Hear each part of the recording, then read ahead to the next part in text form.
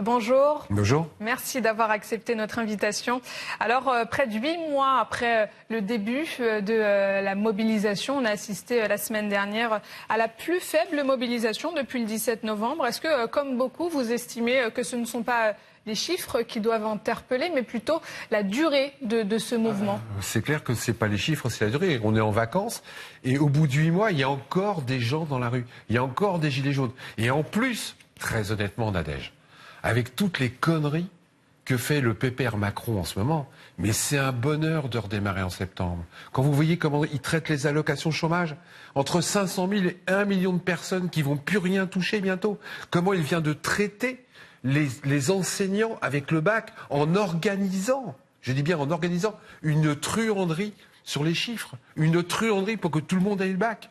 Mais c'est un bonheur, monsieur Macron, mais continuez comme ça. Je suis venu tout à l'heure en taxi, mais il est en train de se mettre à dos l'ensemble des corporations, des métiers. Et un jour ou l'autre, vous inquiétez pas, on va tous se retrouver dans la rue. À partir de septembre, nous sommes en train de structurer l'ensemble des manifestations. Nous sommes en train de rallier les convergences des luttes en dehors des syndicats, avec le vrai peuple, avec les ambulanciers, les urgencistes. Vous vous rendez compte du nombre de gens qui souffrent en France aujourd'hui? Il y a des gens qui sont en grève depuis 5 mois. On vient de s'attaquer aux policiers quand je vois que, de façon non justifiée, on retire 1 an de salaire à Alexandre Langeois parce qu'il a eu le tort de dire qu'il n'était pas d'accord.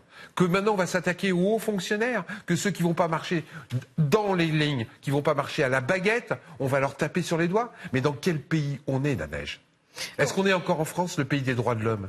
Est-ce que nous ne sommes pas dans une dictature sous-jacente? J'affirme, nous affirmons que les gilets jaunes, c'est pas fini, que le peuple est tellement dans la souffrance qu'il va falloir qu'il arrête. Vous parliez, je cite, des conneries d'Emmanuel Macron. Oui, mais du pépère Macron. Le chef de l'État, il n'a pas été élu pour mettre en place cette politique-là? Ah, je sais pas. Moi, à mon avis, il n'a pas été élu pour faire souffrir le peuple comme il le fait souffrir. Vous vous rendez compte que ceux sur les allocations chômage, que les premiers qui vont prendre dans la tête, c'est les femmes.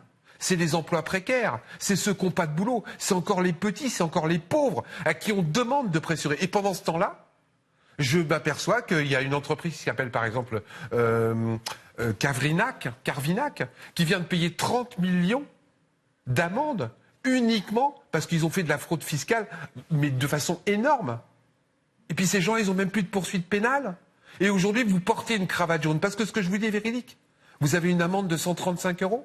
Parce qu'aujourd'hui, vous êtes en train d'essayer d'aller manifester, on vous met en garde à vue. Mais c'est quoi ce pays? Ils croient que les gens vont rien dire? Ils croient qu'en France, on va faire les moutons toute notre vie? Ils croient que les urgentistes vont pas finir par vraiment taper sur la table? Que les ambulanciers vont pas hurler? Que les pompiers, qui sont dans la souffrance la plus totale aujourd'hui, et on n'en parle pas, les pompiers. Vous savez que le samedi dernier, Nadège, on a ouvert 60 péages sur toute la France. 60 péages. Il n'y a pas beaucoup de journalistes qui en ont parlé. Quand est-ce qu'on va continuer à arrêter d'étouffer l'expression populaire, d'étouffer les gens qui souffrent sur le terrain? Comment ça se fait qu'on ne parle pas des pompiers? La plupart des pompiers en France sont dans la souffrance. Ils n'ont plus d'argent, on leur retire du pognon et on leur demande, comme on demande aux salariés, de travailler plus en gagnant moins. Qu'est-ce que c'est que cette société qui est en train de nous préparer, où le code du travail est cassé, où la sécurité sociale est cassée, où les hôpitaux n'existent plus, où l'école est en train de se désagréger, où quelque part, quand on passe le bac, alors qu'il y a des vraies revendications, on demande au rectorat de mettre des notes, et j'ai les preuves de ce que je dis, à des gens qui sont jamais venus de l'année. Il y a un gosse, là j'ai eu un tweet, on leur a donné l'ordre de lui mettre un 10 alors que sur une note de maths, alors qu'il n'est jamais venu en cours de l'année. Est-ce que c'est ça, faire la transparence? Est-ce que c'est ça, faire la vérité? Moi j'ai l'impression que M. Macron aujourd'hui, il est en train d'instaurer le monde du mensonge en France, et du mensonge pour quelques-uns. Vous dites toutes les corporations souffrent de la politique d'Emmanuel Macron. Sauf les chefs d'entreprise, sauf les grands patrons. Non, les grands patrons, ça va bien. Eux, il n'y a pas de problème, ils ne payent pas d'impôts, ils font ce qu'ils veulent, ils mettent leur argent à l'étranger. On monte ce qu'on appelle la convention judiciaire d'intérêt public, vous connaissez? C'est un truc génial, ça. Génial. Vous faites de la fraude fiscale, mais pas de la petite fraude fiscale, de la grosse fraude fiscale.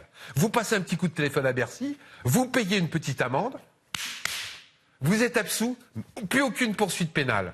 Qu'est-ce que c'est que cette justice à 2 vitesses? Donc ça ne veut pas dire forcément que la France ne peut pas se permettre financièrement de répondre aux revendications d'un tout à chacun. Pardon, ça veut dire qu'on a les moyens... 100 milliards de fraude fiscale, Nadège. Ce qu'on sait. Elle ne peut pas répondre. Il faut juste aller chercher l'argent là où il est. Et là, l'argent, aujourd'hui, on va la chercher uniquement dans la poche des salariés qui n'ont déjà que des trous dans leur poche, qui le 15 du mois ne savent plus. Et c'est cela qu'on ponctionne. Il y a quelque chose qui va quand même, qui est pas terrible. Mais non, je comprends. Il faut rembourser une campagne présidentielle. Il faut rembourser les gens qui vous ont donné de l'argent pour être élus. Et qui vous ont donné des grosses sommes. C'est bizarre. Je discutais avec le chauffeur de taxi d'un VTC tout à l'heure en venant ici. Il me disait, mais on était dans une manif, on a vu une photo du patron d'Uber dans le bureau présidentiel, avec M. Macron. Ah ouais, je comprends. Je comprends mieux pourquoi, quelque part, on vous a massacré. C'est ça le problème. Ces gens-là, aujourd'hui, remboursent, ces gens au gouvernement, remboursent des gens auprès de qui ils ont des dettes. Et comme les salariés, comme le peuple, ils n'ont pas de dettes. Comme les pompiers, ils s'en foutent. Comme les services publics, ils s'en foutent.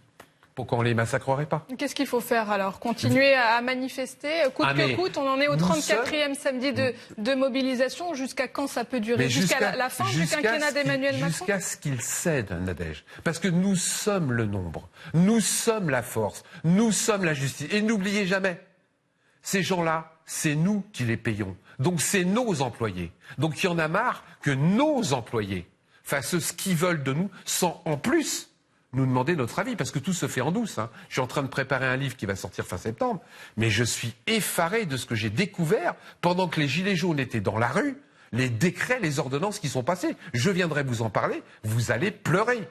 Et ça sera avec plaisir.